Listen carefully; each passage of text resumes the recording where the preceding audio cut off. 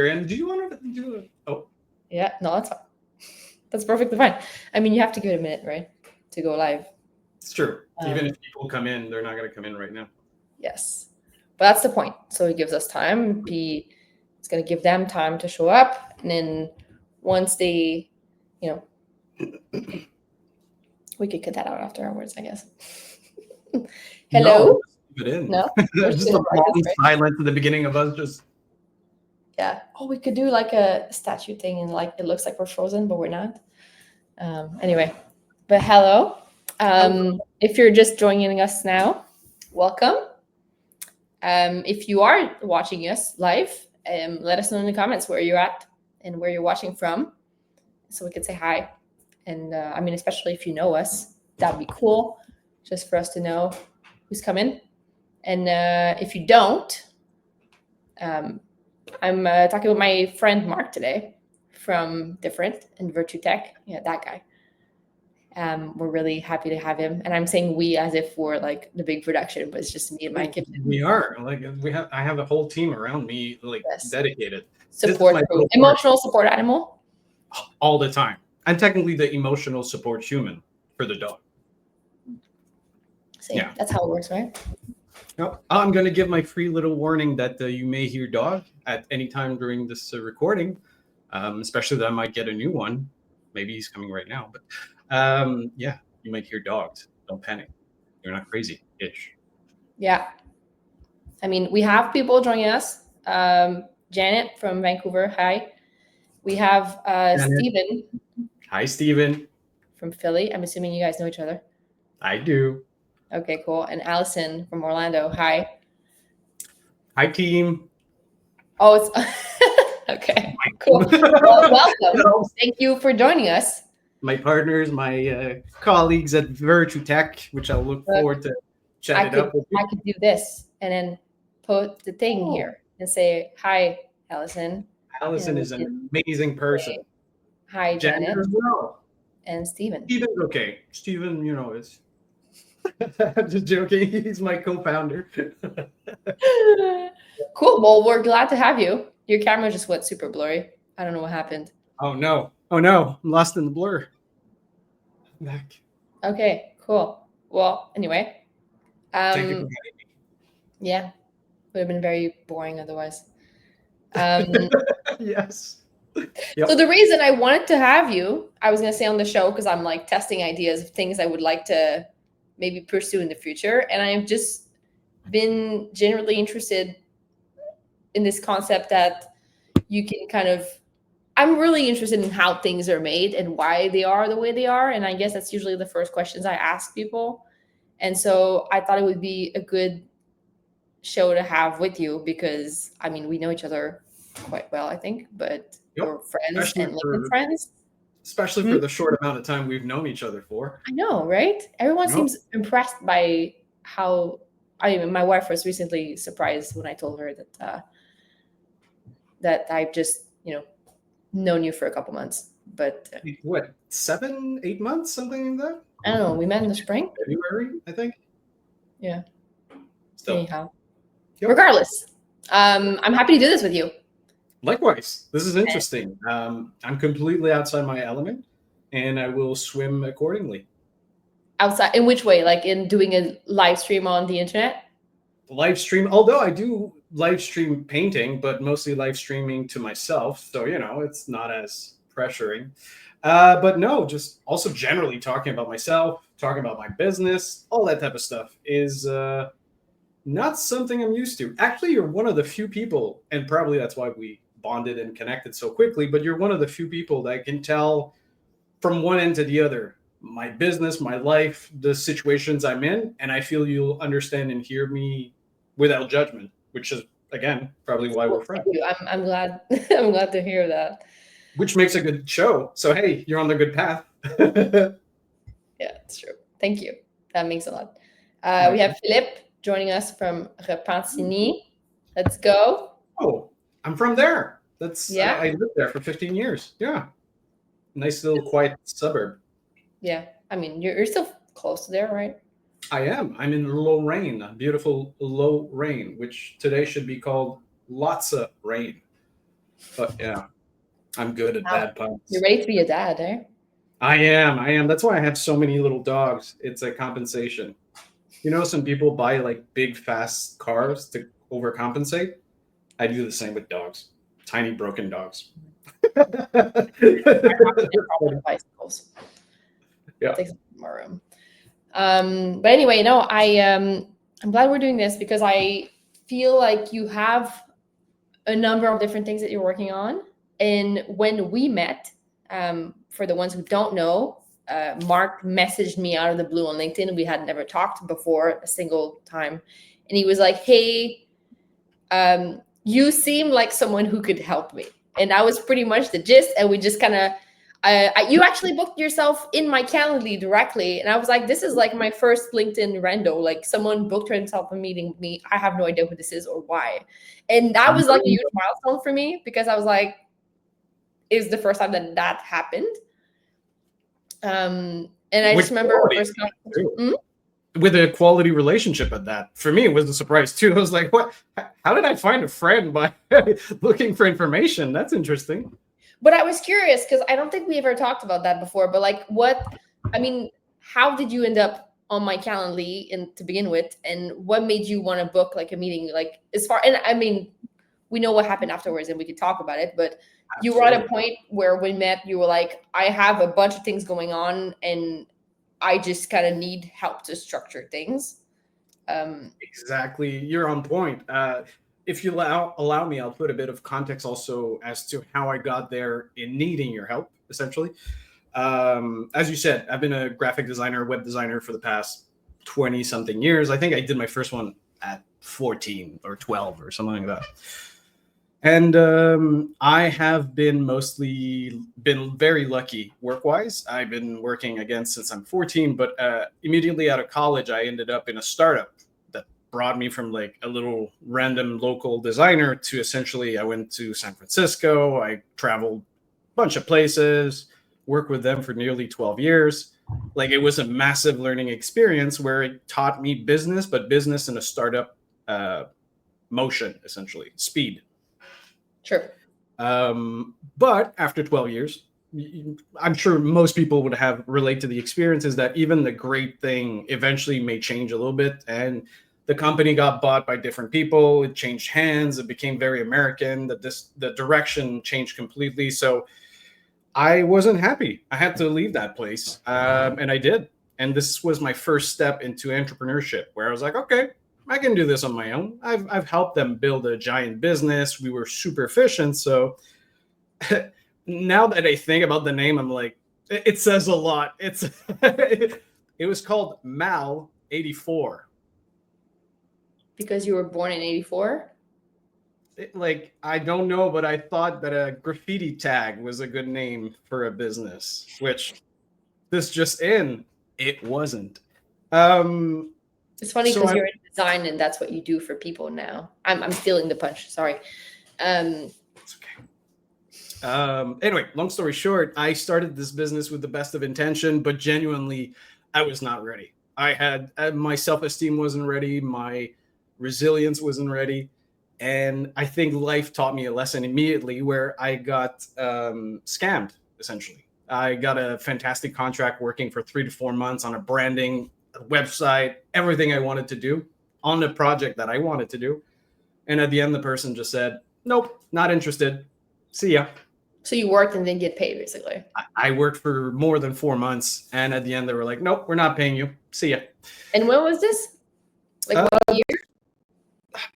2012, 14. Okay, so it's been like what, 10 years? About 10 years. Yep. Yeah. So long story short, I immediately fell out of love with entrepreneurship, which I was like, you know what? I'm going back on a boat. I'm not dealing with these things anymore. F this. Went back to agencies, became an art director a bit more, still around the same services, doing a lot of websites, optimization, blah, blah, blah, boring. I eventually ended up in a very small, I don't know if they'd like me to say that way, but whatever, a petite boutique design agency in Longueuil. And I really loved what I was doing there. Unfortunately, COVID hit. So that made me go, well, gotta roll the pin. Yeah. So I ended up going, you know what? This time I got it. This time I'm ready. I can do this. I spoke to a few people locally and they were like, yep, you're ready. Like I was applying to jobs and it made no sense. Yeah. Everywhere I was trying to go, they weren't really getting the experience, the logic, the desire I was bringing. I was like, why am I trying to build something for someone else when clearly I know where I'm going? So, long story short, I applied to micro-entreprendre, which is microfinancing stuff in the Laurentide. And I went through the classes. I started it. And within 2 years, I'd say I learned so much about business that in my head, I was ready. Did you, Sorry. in retrospect, were you the feeling you had of being ready versus how you really felt when you were in it? How different was that from the first time you did it 10 years ago? And massive steps. Like now, if I'm looking back, the first time I was not even close to ready. Not even close. The second time I had the right energy, but I didn't know where to put it. What was the focus? Because again, and I talk to this with my partner often, is that being a solopreneur, super difficult, highly overrated and challenging. And unless you're an extremely organized and A-type person like you, yes, I just sent you a compliment randomly like that. You'll take it. Essentially, if you're really organized and on top of your stuff, it's a lot of plates to spin. And if you're a little crazy and you like your stuff rough around the edge, it gets managed. Like it's tough to manage by yourself. Anyway, long story short, the second time when I started it, I was ready to do the work. Skill-wise, I was completely skillful. I was ready with the reality and the challenges of being an entrepreneur. Oh. But there's the real reality, the stuff that happens after that you're like, oh, okay. So to close this little introduction place, I'll go back to your original question of how we met and how this all started. Yeah. I went on vacation in Asia with my wife. I got lucky. My wife is a nurse, and therefore she makes the big bucks, and I can sometimes be a hobo next to her. And she knew that I needed a break from the 12 years that I just spent through. So I went to Asia for a month and then ended up staying there for 3. When I came back, I was like, okay, now business needs to. This is in this year. This year. This is exactly when I met you, where I was like, okay, now I need to fix the things that I've been ignoring. I need to face the storm. I need to go everywhere that I'm not looking forward to work on it. That's where I need to focus on, essentially. So you made a list of whatever was working and what wasn't?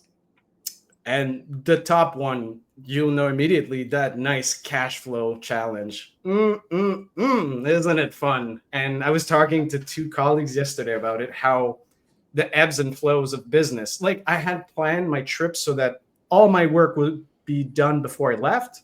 Yeah. And due delays, I ended up working the entire 3 months I was there. Mind you, I'm not complaining. It was fantastic and I loved it. But I had originally planned for this to work out financially and made sense. And then life happened, stuff moved, and you end up with holes. And that's actually where I met you. So essentially, I was looking online on LinkedIn, and I'm a slightly, despite not showing it that much right now, I'm kind of introverted. I'm not a big fan of big crowds and stuff like that. But I can chat somebody's ear off. I was like, hey, one person, I can do this. See, I told you it was going to happen. I apologize. My little dog saw somebody he does not like. Could have been just you being really hungry. I wouldn't have. Essentially, yeah. So when coming back, no, you go on the other side. Coming back from Asia was a big slap in the face in terms of, oh, now budgets. Oh, now I got to pay the credit cards. Oh, now I got to pay this. Oh, so obviously I was like, I need somebody who knows how to put things in order in the financial aspect, in the even business steps. Oh, actually, let me give a little shout out. Me going through LinkedIn allowed me to make genuine quality connection that I hadn't been able to do like locally. I had like one connection on the local chamber, essentially. Yeah. but like every time I went to the local chamber, I was like, that ain't for me. That's just not working out. I Yeah. stood out like a sore thumb every time. It's So like, go what's ahead. the Sorry. role that LinkedIn has played in this kind of transition? I mean, from the time we met earlier this year, and how is it? I mean, because you've also been hacked a couple of months ago, which scared the shit out of me. That Uh, was an interesting moment. Yep. so how did you like?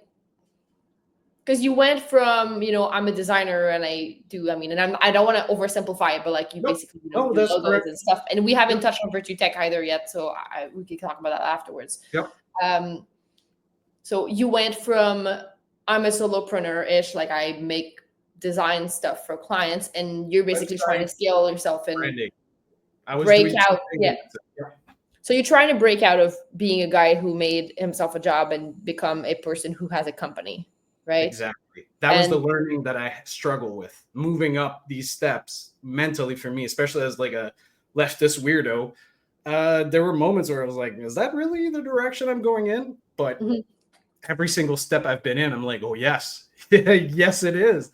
That's the way, and So, how all those things fit together, and like because you started trying to like create more content on LinkedIn as well, and yep. like you've been trying to, I think the way you pitch it, like, so how are all those things tying together, and like what was the impact of, like, I mean, what happened with your LinkedIn hacked, and like how did the whole thing kind of Connected. evolve, I guess, based on 8 I, months.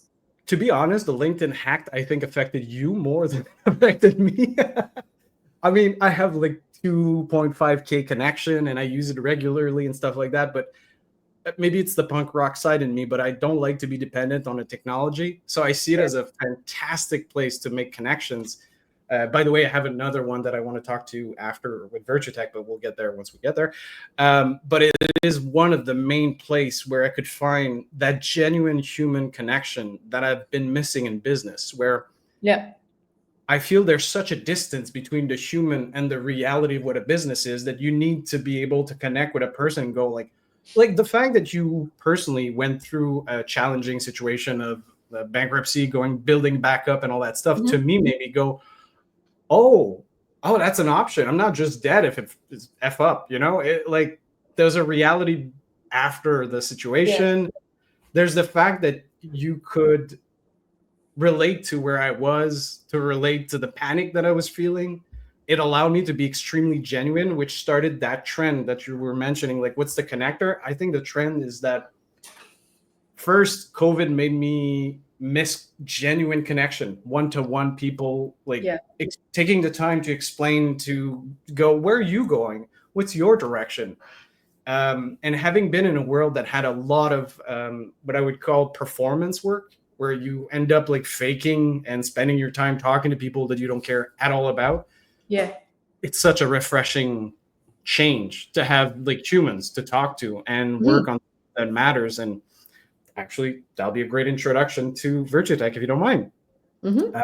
And ironically, exactly through LinkedIn again. So my business in the last 6 months has done a 180 purely on LinkedIn. Yeah. That's I built my entire network through it.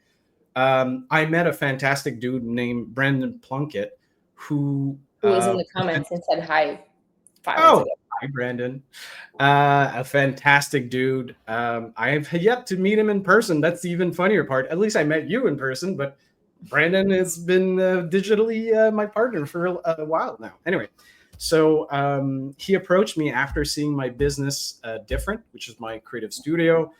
And he saw my values. He saw what I was saying, that, I've been in difficult situation. I've worked for the man for a decent amount of time, to a point where my skill set is a bit too diverse. There's times where I'm like, okay, stop learning new software. It's just useless, um, especially with AI. I don't think I'm going to need softwares. Anyway, we aligned deeply on core values, on the type of people we wanted to work with. Yeah. And I essentially, if you simplify my path, I have like Mhm. 3 or 4 taglines that really impacted where I went and how I went. The oldest is accept, adapt, and appreciate. Mhm. I used to struggle with the first two, accepting and adapting. Now I'm definitely in my appreciation phase where I'm like, I'm appreciative of everything I get, even if it's not easy, even if it's not clear. And you're part of this, by the way. You've helped me like really gather the positive of those situations rather than obsess about the negative, what Mm. you can't change, essentially. So that's one. The choose your problem. That's also a good one. Essentially, where you want to put your focus, where you want to Yeah, put you your want energy. you give to problems and yep. And let's be honest, like when I met you, the only words I had was finance, finance, finance. Where do I find money? Where money, money, money, money, money? And that kind of energy, nobody wants to work with that. This like weird reeking of desperation and sadness. I want to give a little shout out to the NABS Lebec, which is a foundation to help people in advertising that have helped me extremely in the past. And I'm very, very grateful and appreciative of their existence. So, little shout out to them. And I'm going to get back to my horse. Virtue Tech. So, me, Brandon, similar values and stuff. And we're like, what, instead of focusing on a niche in terms of like we do this XYZ service, we're Yeah. like we're going to niche into the values and the type of people we work with, the type of businesses we work with. Yeah. And holy shirt, it's been great. Like we're 3 founders and we were looking this morning, we're 30 partners, which What does that mean? Like, break it down. partners for us is a cooperative business that works with us, that provides specific services to nonprofit that we align together, and often we'll be the intermediary, we'll do the SOW and so on, and the structure essentially in the middle to simplify so that the expert can deliver the service as easy and cheap as possible for the nonprofit. Okay. Our slogan is nonprofits before profit. And for us, it's important that profit is still in there. Like our goal is not to just say money bad, no burn. It's to be more like, it has its services, it has its values. Let's just put it in reality. But yeah. Oh, I forgot. I see ADD brain a little bit. I forgot my last one. I had 3. So I had accept, adapt, and appreciate. I had choose your problem, with or without you energy. And you're part of this. Like meeting people regularly, it made it easier for me to go, oh, you fit with me. I see. I feel that a lot. There's a book by Derek Sivers called "Fuck Yeah or Hell No." Nice. And it's basically the premise. I mean, I just really kind of like him as an author because in general, it's like a bunch of small blog posts, I guess, shoved into one book, but everything is kind of highly valuable. And can you repeat the name? Sorry. It's "Fuck Yes or Hell No." No, that I got that part. The author name. Oh, Derek Sivers. Derek Sivers, thank you. I can send it to you afterwards, but and I can put it in the comments because now I'm talking about it. So he is the guy, and I don't know if this is gonna ring a bell, from CD Baby, which was a company in the early 2000s which would sell CDs, but the copy of everything they were doing was so amazing that it went viral, and it was basically we're packing your order like a baby egg and protecting it and just making it, and it was like I remember when I was reading about thank you emails, and they were kind of the use case that everybody talked about because of how different they went about it. Instead of just saying thanks for your order, we'll ship it, it was like we're writing you a novel. That's nice. So they really kind of stood out that way, and he wrote numerous books afterwards, and I just kind of really relate with his vibe. And I think it's like a general thing where I always had this kind of mentality of if I don't like you and I want to work with you, just in terms of, and this is not like, I mean, it should be more of like, if I like you, I want to work with you, not that you know whatever. Of course. And, both work. Yeah, exactly. Yeah. And I think that it's not like coming from a place of privilege, like I'm not going to take your money because I don't like you or whatever. It's more like when you go where passion, and I know people say that, it's like, well, when you're broke, it's easy to say that when, but I turning know down money when you're hungry, that's pretty rare. No, exactly. And it's a difficult place because I've been there. Like, I had a really weird year myself too, Mhm. where I kind of just You lost did. 2 big clients back to back in the span of 10 days, early, like in the spring, March. And for like 10 days, I was like, okay, I'm going to look for a job because there's no point doing this because, and so I went from my things are paid to I'm making no money and having nothing lined up really quickly, which is like, I guess, to some way also the nature of entrepreneurship and the risk 100%. you're willing to take, which obviously Yep. we don't want to get there, right? Nope. But So if you do get there, walk through the storm. Don't yeah, run away. exactly. And I think there's like a place where when that happened, I was like, well, I started looking for jobs and I realized how miserable looking for jobs is. And then went back straight away to, I'm just going to do biz dev like a madman. And within like the span of 6 weeks, I had more work than I could deal with. I love how you're just addressing the fact that you have these giant gigantic mugs. But yeah, and I really relate to what you're saying, because when I started being interested in working with people and just the people I have fun with and the relationships, and I feel like you've also met Gabriel Campo, which we have a relationship in common through LinkedIn Awesome. the same way, right? Yep. And Absolutely. Same it's thing. like those kind of circles of these kind of this knot of people Yep. that are like kind of your basis, and you just end up liking each other, so you want to work together more naturally, right? And when you kind of develop those connections, it's like I mean, as far as biz dev is concerned anyway, I'm not saying it's going In to my solve opinion, all of your business problems, but it's worked for me too. and it also has a certain modifying factor. To me, biz dev was very sales based. I came from like a traditional sales system, to like direct sales kind of thing, telephone, to then doing startup model of like you build stuff and blah blah blah, to now it's like, oh, okay, what do you need? What's the product are we building? Like the idea and the scope is completely different.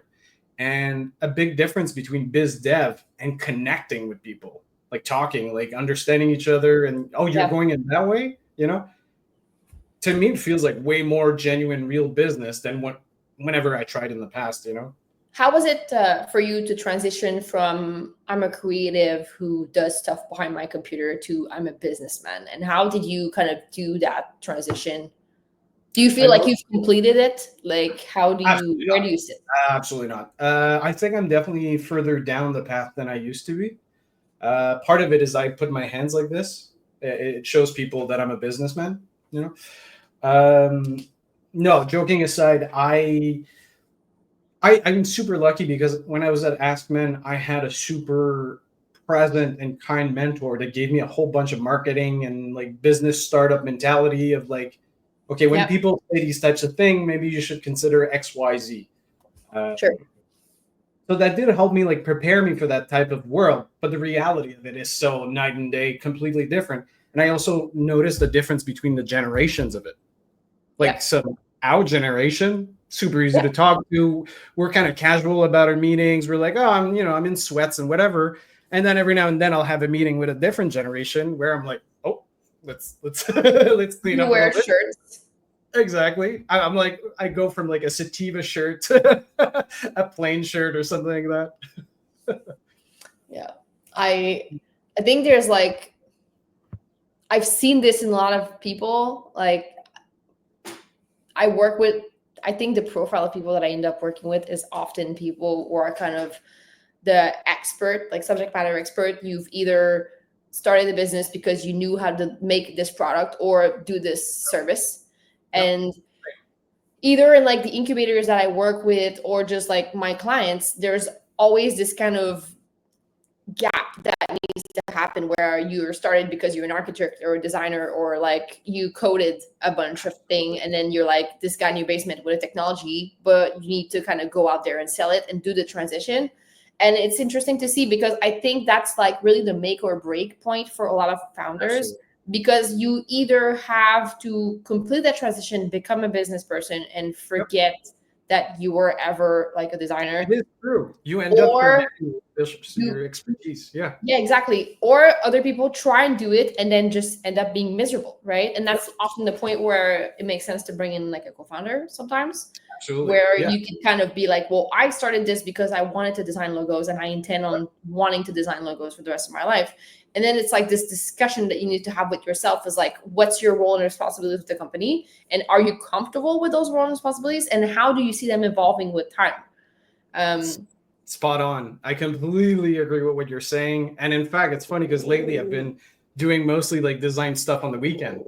Yeah. My week is too filled with like meetings, meeting people, putting ideas together, which I still love. It's still creative in a different form, but like I still end up on the weekend painting instead because that creativity thingy is getting further and further in reality, you know? And so what's the next step? Like where are you at?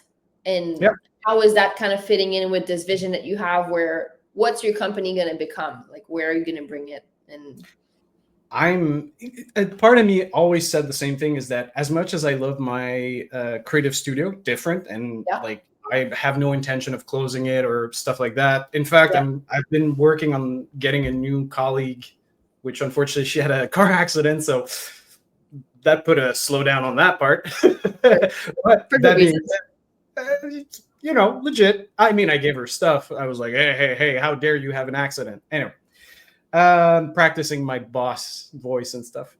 But no, honestly, having my little studio, I never had the desire of like having 13 employees in office and stuff like that. To me, it was more of a survival element to it, where I was like, that's what I want to do. That's what I'll focus on.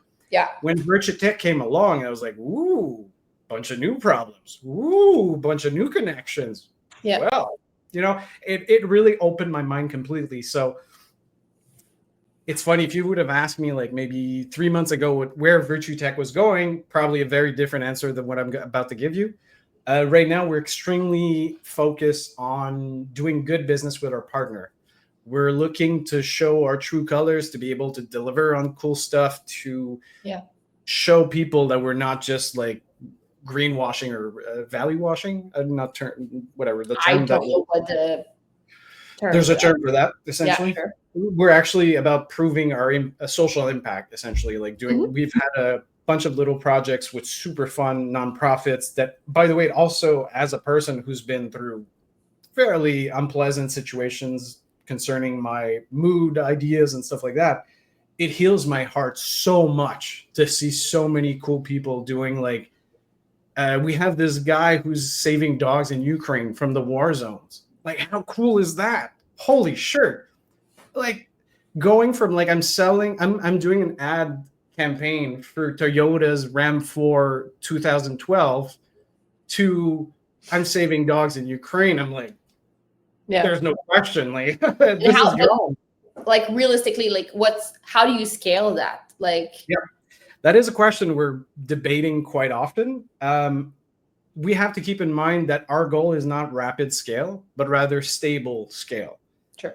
We've all seen how capitalism is a bit intense in the US. So we're taking a bit more of a healthier approach to building carefully and organically. So we don't exactly have a predefined endpoint, but we have a direction. Same thing as the beginning.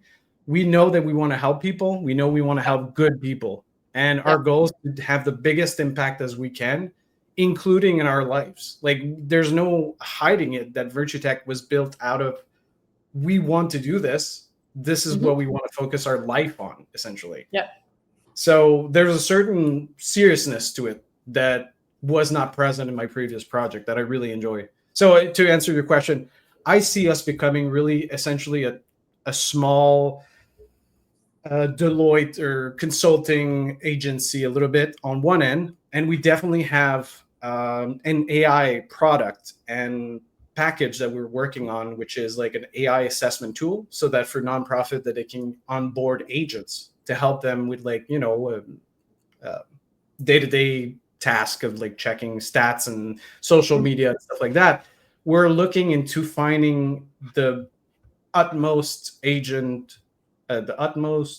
the best agent we can find for nonprofits, which in its own right is like a race. We're constantly like not sure where to look at because Yeah. agents are coming from there and there and this and that and this.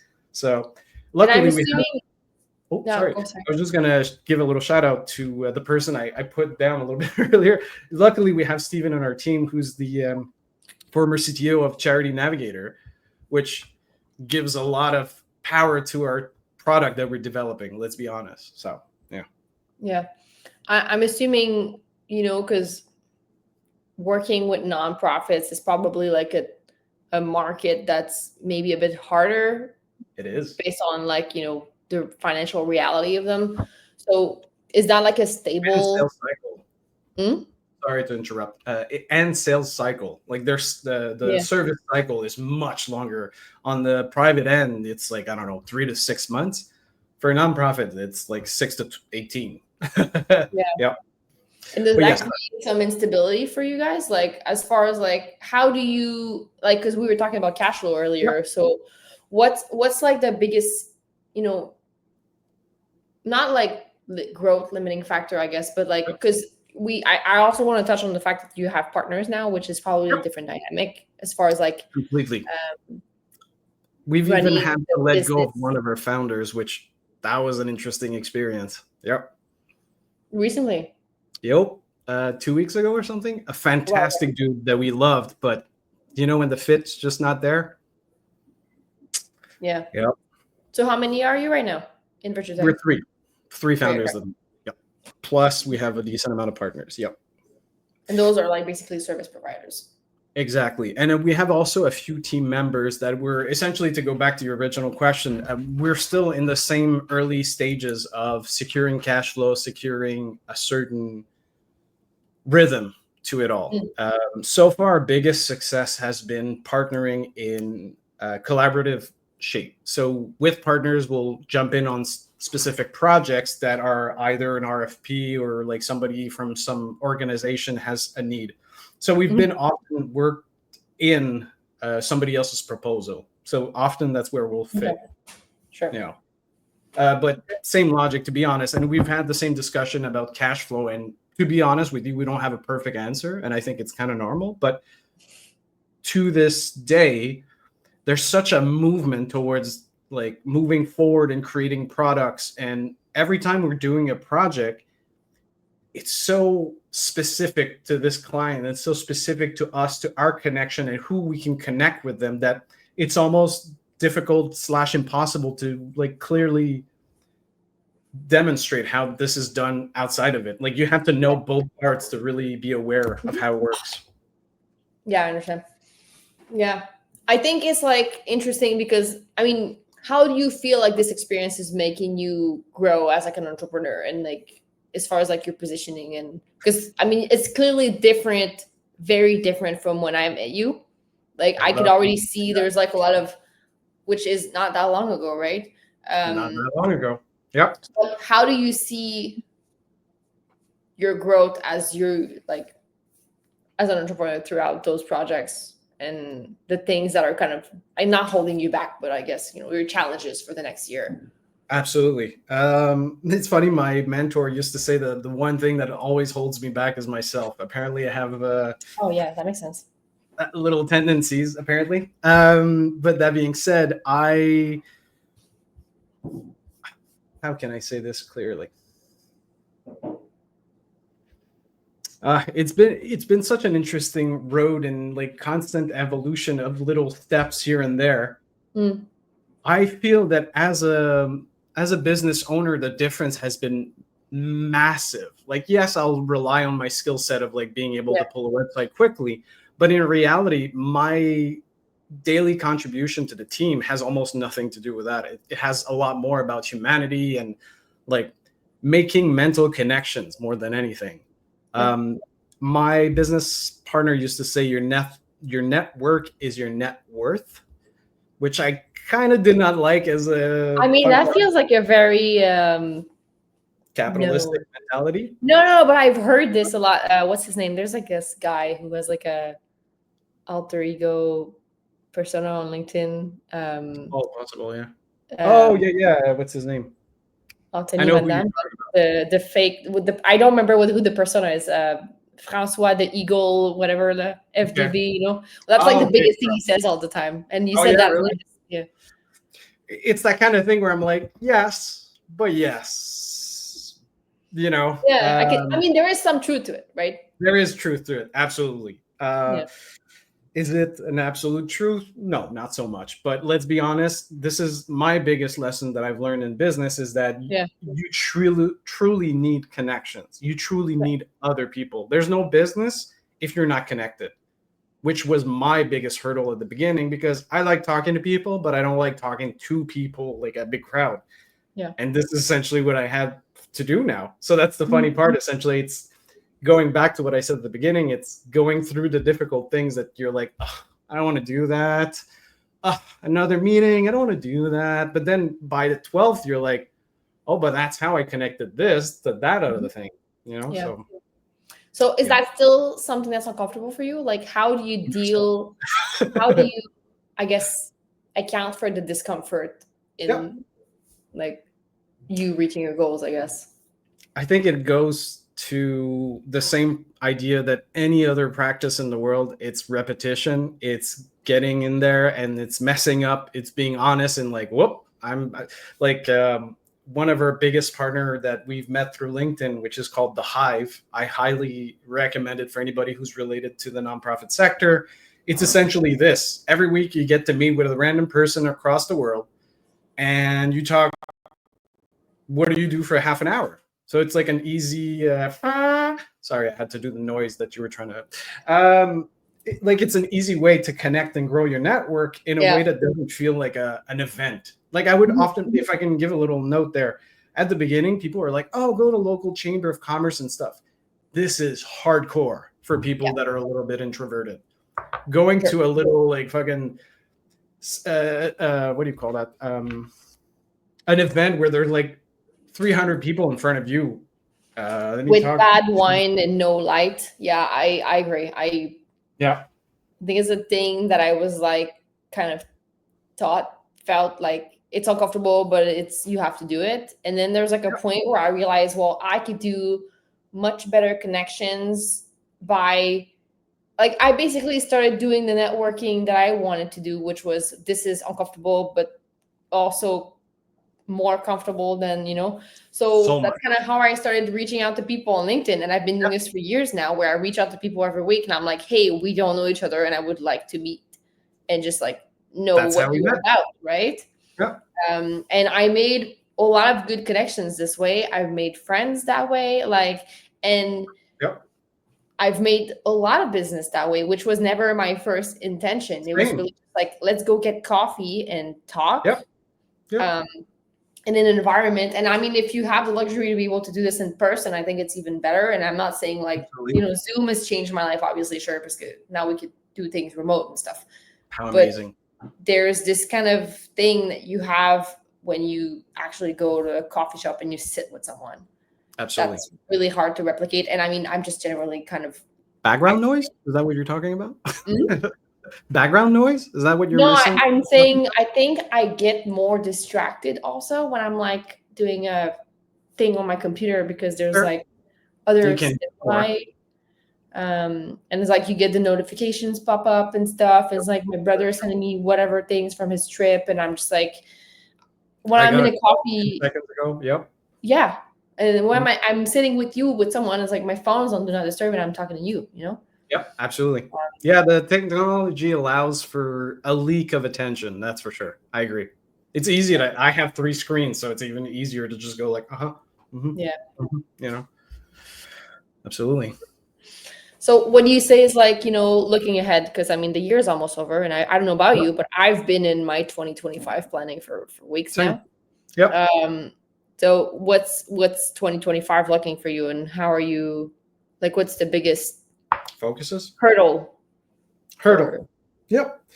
So far, our biggest hurdle has been exactly what you pointed out, which is normal, which is nonprofit at the beginning have struggled to find fundraising and to allocate it in the proper order, let's say. Because essentially they need to fix, for example, their website, their logo, their back end, their strategy, and stuff like that. So when it comes to having services, they'll often pick like the strategy, the overall arching easy one. So as a service that has maybe not as clear of an impact, it comes down to explaining it and making sure that everything is in the right order. So for us, a lot of it is going to be to focus on our partner, people that we brought into our business, to build business with them. Our goal is to create stuff. We're not looking to take value away from places. We're looking to create value. We're like growers. We want to make a farm where people can show up and take kale, hippies. But yeah, so the next year is unplanned, but we're definitely aiming to have an organic, healthy, communal kind of business, essentially. Sure.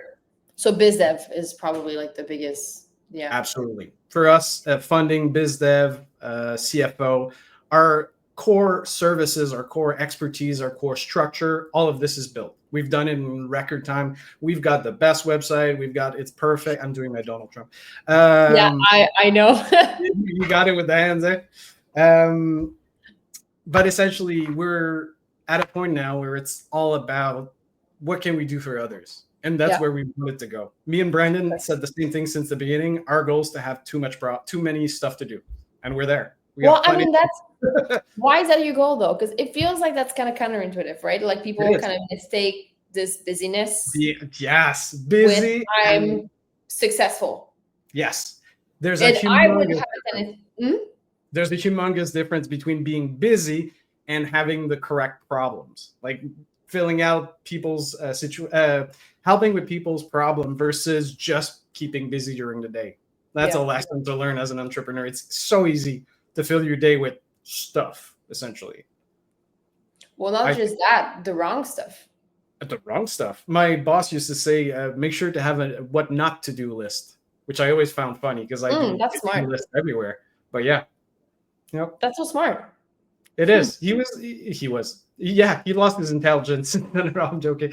He's extremely smart. He's a clever dude. And despite not appreciating my punk rock ways, we've always seen eye to eye, and he's a very good dude. I appreciate him very much.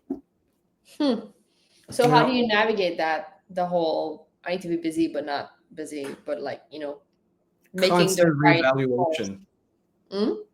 Constant reevaluation, being open to partnership. And that's again where having founders is very helpful. When you're on your own, it's really easy to dig yourself into a hole that's crazy versus if you have other partners that it can be. Is that the real focus we should be having right now? Yeah. Like having a certain level of healthy questioning, I think, is very, very important. And I don't think most businesses allow that space because at the beginning you have to have results. So if you fail, you're not good, you're out. Yeah. It's impossible to succeed without failing. So, Are you familiar with the EOS? Like the process is like a EOS, no. It's like a book called Traction, and it's like how do you implement the system to build a business? So I worked with a company for a project earlier last year, and they were basically like running the whole company based on the system, which is you have like these kind of monthly these types of meetings. It's like level tell meetings, which is like higher level things, and they were like problem shooting and this and this. And I thought it was interesting because they were basically there's a process for a reason, and the point is you're supposed to follow the process, and that kind of helps you make sure you don't forget everything. And it reduces the chances of a failure. That makes complete sense. But it was interesting because like I was first introduced to that process and system while working with them. I'd never heard about it before that.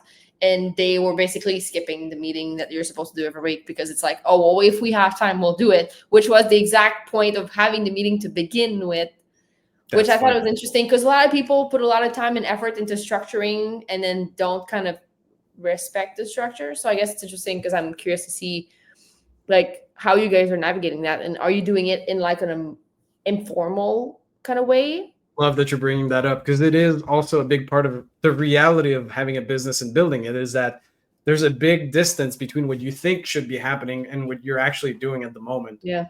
For example, we knew that, like, you need to do social media, but like how far is that? I'm still learning, to be honest. but how far is it on the priority list? Because eventually it's also about what's the priority. You can't work all day on everything all the time. You're just going to burn out. So it's about being clever as to what's the part right now that's going to have the biggest positive impact after, or at least well, what's going to move the needle towards the goal? Going to move the needle. Absolutely. So much. Absolutely. It's a whole lot of shifting priorities while trying to, by the way, I fully understand that the idea of having a structured system is excellent. We all see the benefit of that, but implementing it as a way that people can use it regularly, that's a different battle altogether. It's the difference between the illusion of what you want and the reality of what you want, you know? Mm-hmm. Well, I think it's also having the discipline. The discipline, to respect the things, the resilience you set up for yourself, right? The ability to come back to it, because you're not lucky. You're built probably a bit that way, but being a runner helps you a lot with that mentality, because you understand the idea that you can't run all day. You need to take rest. Life is essentially a long series of marathon. If you just constantly run through the entire thing, you're just going to puke your guts up. It's not going to help you.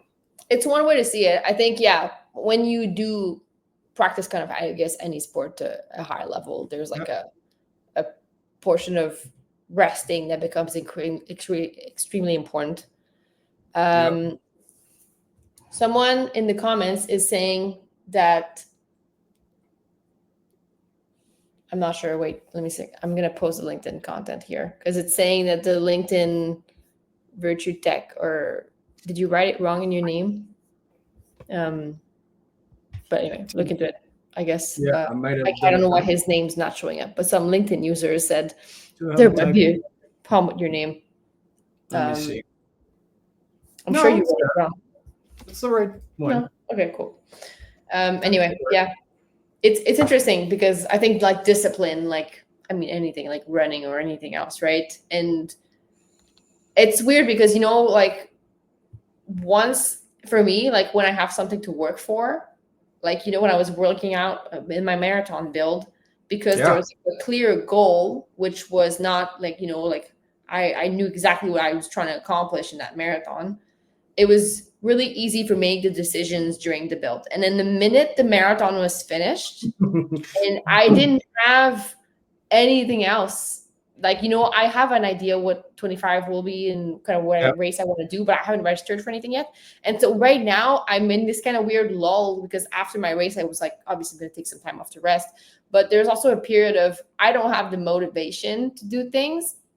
Yep. And just as far as prioritizing my working outs, I always put my workout on my calendar and I was really rigid about them. And now somehow I have a run, but I'm I don't feel like going and I just work instead. And discipline, it's I feel not weak, I guess, but it's just I've been choosing work and somehow I also feel like I'm burning out. And I know why. It's because I've been working a lot and not running as much. And it's my own fault. But this lack of goal to work towards made it harder to kind of keep up with the, If I can add a little something, and I'm going to make a parallel through painting. Often, especially when I do a painting that's this humongous, once I get towards the end, I know for a fact I need to start another project immediately. Do an underpainting, a sketch or whatever, just so that my mind doesn't go into that slump of I don't know what to do. So in the same logic, maybe you just need to know your next run so that it just doesn't do this dip. Maybe. Yeah, for sure. But it's interesting because it's kind of, I guess it's just this lack of motivation that I have. And or maybe it's just the fact that you pushed yourself hard. And the way I personally see life, and maybe it's because I've played too many video games, but I feel we have a certain amount of coins to give in a day. And if you're lucky, you might get extra bonus coins from doing good, healthy stuff that pays you back up. But doing a marathon must burn your coins for weeks on end after that. You've pushed your brain to go I think no pain, Yeah, there's a lot of things. I think it's mostly I think it's also a strain on my schedule, right? Because if naturally you're working out 10 times a week, it takes a lot of time out of the week. And it's that plus the insane amount of foods you have to eat and just showering after every workout and whatever. So it's eating up my schedule. So part of me just didn't want to have to keep up with that, right? And that's completely okay. But yeah, physically, like for weeks, I remember there was like, I think it was like 2 weeks post marathon, and I remember I ate breakfast. I mean pasta with chicken or whatever, at 9 in the morning because I had leftovers in my fridge, and it was 11. I was going into a meeting and I was starving already, so I just like ate again. And someone commented, I'm like, every single time we're on a meeting, you're eating. I'm just like, I'm starving, dude. Like, I don't understand, you know? And like, it just kind of shows how long your body needs to recover. And then that's probably very different for different people, but it fucked me up for like 3 solid weeks. Like, which to me makes sense. You pushed your body way past what it wanted. So of course it's going to be like, oh, did you want this again? You know? Yeah. It's interesting though, because every time you do it, like the first time I did one, I was like, never again, you know, like I finished and my wife was the finish line. I was like, never doing that again. And like maybe a week later, I was like, yeah, but now I have a benchmark. Like I have a benchmark. I have something I can beat, you know? And that was my whole motivation. And now I'm like, I mean, I did improve my time, but now I'm like kind of close to the Boston qualifying time, enough that I'm like, well, I have to have another go at it to see if I can qualify for Boston. I'm just like not in the, I don't want to commit to 4 months of working out and doing nothing else. Especially in the snow. Like working out in the summer is one thing. Working out in the winter is a different battle altogether too. I mean, it's mostly just like, I think the ice here that's problematic because the parks get kind of icy, and then you get to a point where it's really hard to do like on speed work unless you train on a treadmill, which is a different time of torture. Like I don't recommend. Yeah, I would much rather run in -30 weather any day than doing a treadmill workout. Like nice crampon type of shoes. Oh no, not even, because you're going fast. That is true. It eats your speed a bit, but you just have to get used to having wet feet. Well, on that note, let's end on wet feet. That sounds great. That's fantastic. But no, for real. I mean, it is almost 1, so I don't want to keep people forever. But I think it's interesting that, you know, I enjoy, because like we are friends, and I just learned a bunch of things in this last hour. So I appreciate you taking the time to indulge me and kind of jump in with my crazy ideas to do LinkedIn Lives on, you know. With or without you, baby. So that's how it works. I'm with you. Let's go. Yeah. Well, that was cool. And so I posted the link to Virtue Tech in the comments because someone was saying there's something wrong. I answered, put the right link there if someone wants to go have a look. Perfect. Do you is there anything else you would like to plug before we go? Plugged a whole lot of stuff. We didn't talk about the charity that we're going to work on, but you know, maybe that's the secret sauce for the next one. We can do another one in January. Yeah. I mean, on my end, if you are still around after this hour, thank you. I appreciate you guys coming and picking us up. And thank you for coming. Yes. I also have another webinar next week if you guys want to come and learn everything about the mysterious world of fractional CEOs. Some people are messaging me to ask what it is, and so I will. That was my first question. So uncover everything. Maybe Mark will even help me make my slides pretty. Most likely. So yeah. I mean, thank you for coming. Thank you for Mark for your time. I really appreciate it. My pleasure. And, I appreciate it. We'll let you go have lunch now. Yes. Hopefully you've had lunch while you were listening to us, in which case, you know, you're going to drink water. I mean, it's good. Water is healthy. Yes. Cool. Well, I'm going to end the live, but it was nice talking to you. Likewise. Thank you. Have a good rest of the day, guys. Enjoy this ice, rainy Tuesday afternoon if you're in the Montreal vicinity. Okay. Hope you have your winter tires on. Not yet. Yeah. Bye.